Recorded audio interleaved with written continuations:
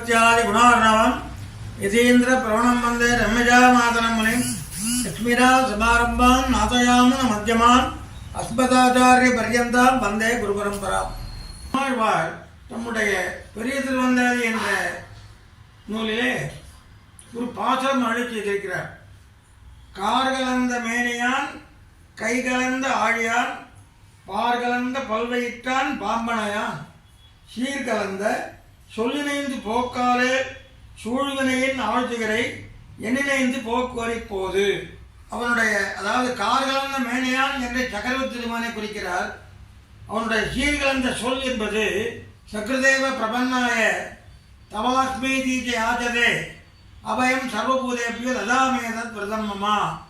இந்த பாசுரத்தில் சக்கரவர்த்தி திருமனுடைய சரம ஸ்லோகத்தை நினைந்து உன்னுடைய ஆழ்வினையின் துயரையும் போக்கிக் கொள்ளலாம். அதாவது உன்னுடைய சகல பாபங்களும் போயிடும், கல கர்ம தோஷங்களும் போயிடும், உனக்கு எல்லா நன்மையும் நடக்கும், இறுதியில் அவனுடைய திருவடிகளை சேருவாய் என்பது அந்த ஆழ்வாருடைய திருவுள்ளம். அதே போல நினைவினாலே அவனை எப்படி அடைய வேண்டும் என்று சொல்கிறார்.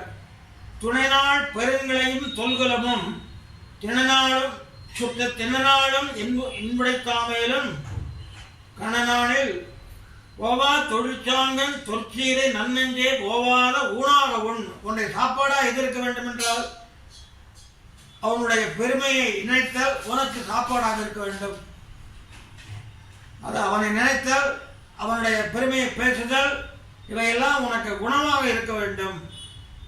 நல்ல மனதை தன்னுடைய மனத்தை பார்த்து சொல்கிறார். ஓவாத நன்னெஞ்சே ஓவா தொழிற்சாங்கன் தொல்சீரை ஓவாத ஊனாக உண் என்று அருள் செய்கிறார். ஆகவே சக்கரவர்த்தி திருமனுடைய சொல்லான கார்கலந்தமேனி என்று சொல்லப்பட்ட அவருடைய சரம ஸ்லோகத்தை நினைத்தால் அதை அனுசந்தித்தால் அதே மாதிரி அவனுடைய பெருமையை நன்னா மனதால் நினைத்து அதே உணவாக கொண்டு நீ வாழ வேண்டும் என்று நம்மாழ்வார் ராமன் பெருமையை அருள் செய்கிறார்.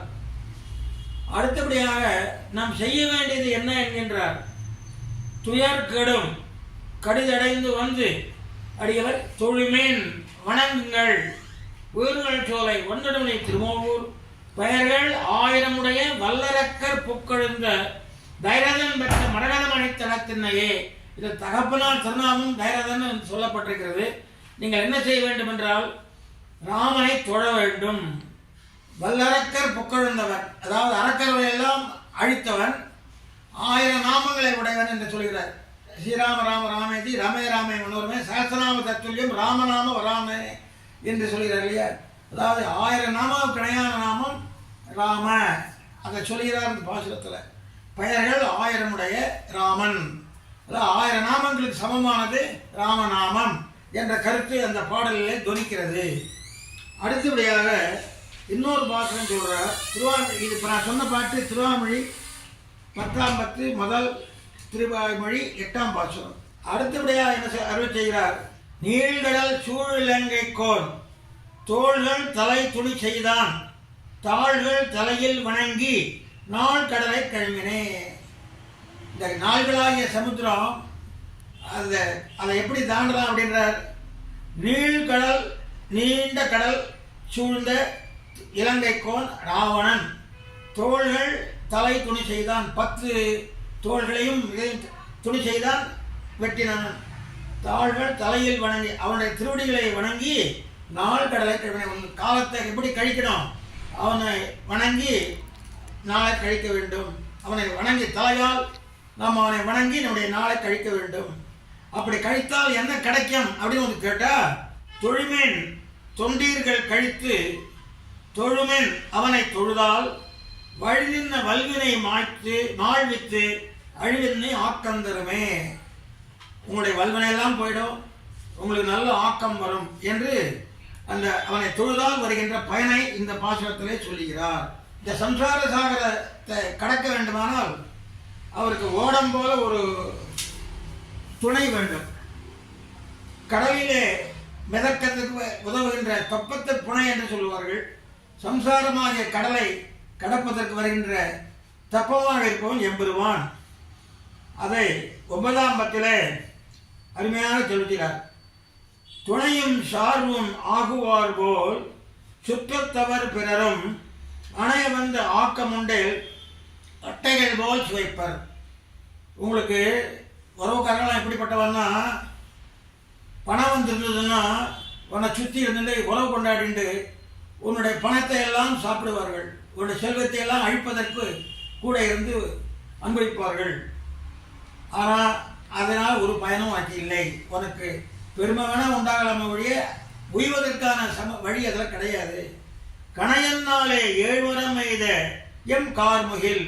அந்த கார் கலந்த மேனியான சொன்னதுக்கு இங்கே கார்முகில் பெருமாள் கண்ண ராமன் நீலமணி வெண்ணான்.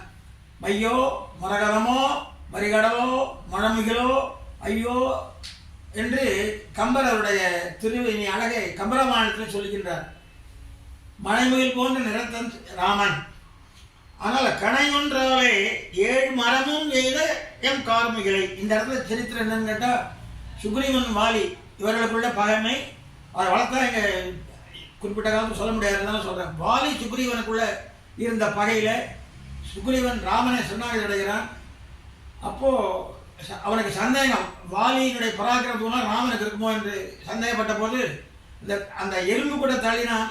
அவனுடைய பகையுடைய வாலியுடைய பகையை எலும்பு கூட இது வளர்ந்தது. அதனால என்ன செய்தான் என்ன, அப்பொழுது ஒரு ஒரு அம்பினாலே 7 மராமரங்களை துளைத்தான்.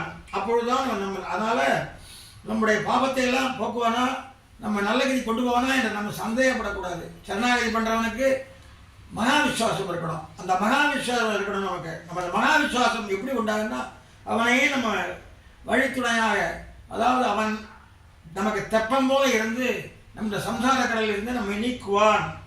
ஆகவே புனையென்று உய்யப்போகலால் இல்லை கண்டீர் பொருளை.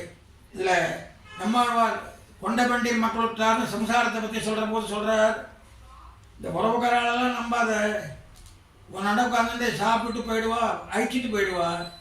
நீ யாரை நம்பணும், யாரை தொப்பமாக நினைக்கணும்னா ஸ்ரீமன் ராமனை நம்பணும். அவனை நீ உன்னை அந்த சமுதாயத்திலையும் நீந்தி கொண்டு விடுவான் என்று அவனை படகாக நினைக்க வேண்டும் என்று சொல்லி இந்த அருள் செயலை சொல்லி உபதேசம் பண்ணுகிறார். அடுத்தபடியாக தன் நெஞ்சை நோக்கி சொல்கிறார், நெஞ்சமே. இப்போது சொன்ன பாசனம் திருவாமணி 9:1-2.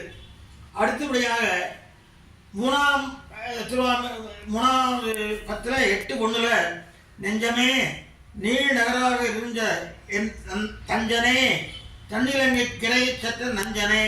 அதாவது தன் இலங்கைக்கு, தன்மைன்றது குளிர்ச்சின்னு ஒரு பொருள் உண்டு, தாழ்மைன்னு ஒரு பொருள், தாய்ச்சின்னு ஒரு 2 பொருள் உண்டு.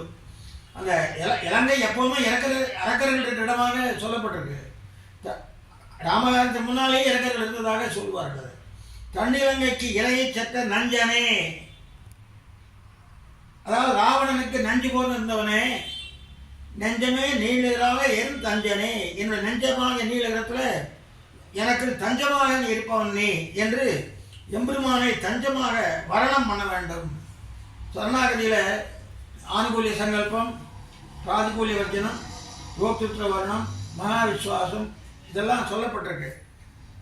அடுத்தபடியாக இன்னொரு பாசுரம் 3:6-8 திருவாரூர் 3:6-8 தயரதன் பெற்ற மணித்தேன் தன்றி மற்றிலேன் தஞ்சமாகவே. தைரதன் தசரதன் பெற்ற மணித்தடம், நல்ல குளம், குளிர்ச்சியை தருகின்ற குளம் போல. மற்றிலேன் தஞ்சமாகவே, எனக்கு யாரும் தஞ்சமாக இல்லை.